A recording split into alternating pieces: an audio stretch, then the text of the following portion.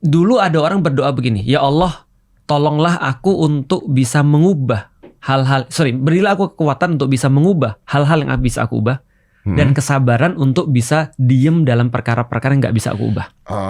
Dan yang ketiga adalah kebijaksanaan untuk membedakan yang mana. Karena paling penting adalah membedakan mana yang bisa diubah dan mana yang tidak bisa diubah. Artinya, dalam perkara-perkara yang kita bisa ubah dan kita diem, kita stoik, itu malah salah.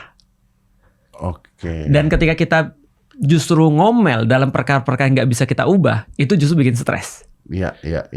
Nah, maka sebenarnya kita bisa punya pisau bedahnya nih. Ini bagian mana nih? Nah, itu pembahasan di Islam namanya qada wal qadar, tentang takdir. Maka ngomong kemana-mana, udah jangan belajar stoik, belajar takdir aja.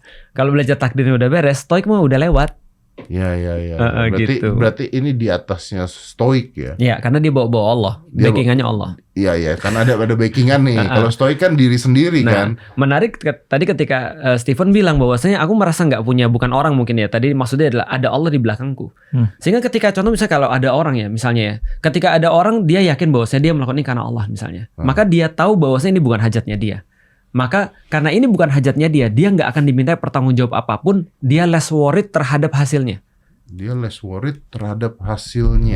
contoh misalnya kayak gini, aku punya ayah.